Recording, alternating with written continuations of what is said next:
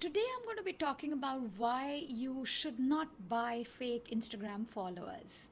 A lot of people come to me asking me, how they can increase their Instagram following, and they're very tempted by these ads that they keep seeing, cheap ads with less money, buy 100 followers, 400 followers, 500 followers, and stuff like that. Now, I want to take a few minutes of your time to tell you why you should not fall for such uh, tic- tricks and techniques. These are not good practices, and here are my reasons why. Number one, fake followers, if you purchase them, they are not your true tribe. So they're not going to engage with you with your content. So you will not get any engagement rate except for, the bot kind of comments that you will receive sometimes, like nice post. Very typical bot kind of a generic response. And believe me, people, there are companies who deploy bots to create engagement, right, and to earn some money. So this is really not your tribe.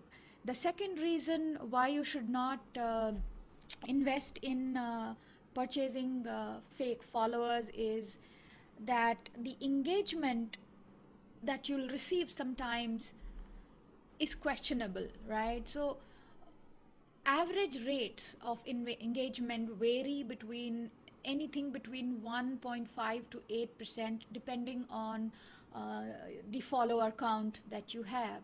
Now if an account is showing an unusually high level of activity or engagement, there's something suspicious going on out there, and people and brands who invest money in paying for influencers are very much watching for these kind of unusual metrics. The other reason why I think you should avoid buying Instagram followers is many times you might have experienced this, that you made some post and you received a comment which is completely out of context, because obviously these are fake followers, posting some automated comments which don't make sense and are not aligned with the context of what you have just posted. So there are situations you may end up with inappropriate comments as well, and it does not look good on you or your business profile to have these kind of comments. So you'll have an extra work at hand to delete those comments. So it really doesn't work, and fake followers bring a lot of spam with them. I had a friend who sells beauty products, and she said, I have so many men followers and there are guys who are even trolling her. So these kind of things happen to you if you have put some bucks behind crazy practices like buying followers. So I don't recommend that. In fact, if you have that money with you, it is better spent in doing some Instagram ads, because that will give you some reach, and if your content quality is good and it's adding value to the audience who resonates with it, they might just end up following you. So that money is better spent on putting in an ad rather than buying followers. The other thing is, people think that if you're a brand, if you're an influencer trying to attract brands, you believe that these vanity metrics will help you to attract the brands. But let me tell you, the brands are not going to put their money without doing a proper investigation. And today there are sophisticated tools which help you to figure out what is your, what is called the audience quality score. How many fake followers, or is your following fake, or is it real? Do you have a genuine tribe or not? And whether your engagement rates are matching. So don't fall for these kind of tactics is what I would suggest. And even Instagram is heavily coming down and purging these fake accounts and fake followers. Because it's against Instagram policies. So you would be violating policies if you do engage in these kind of activities or practices.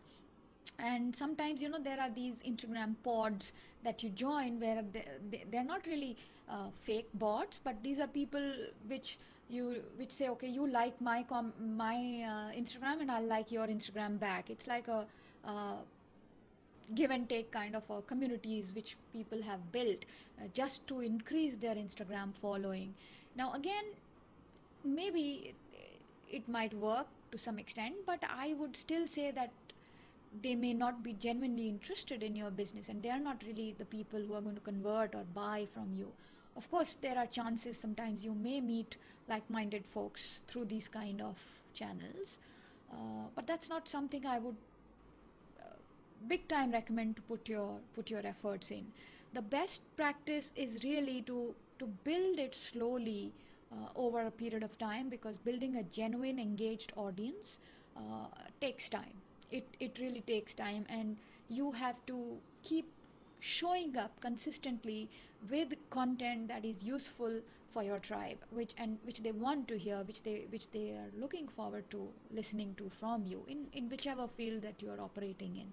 So build it slowly, and stay away from bad practices like purchasing followers. I hope you enjoyed this post, and I will come back with some more ideas, tips, tricks, and useful information for growing your social media uh, marketing, influence, and what have you. See you then. Take care.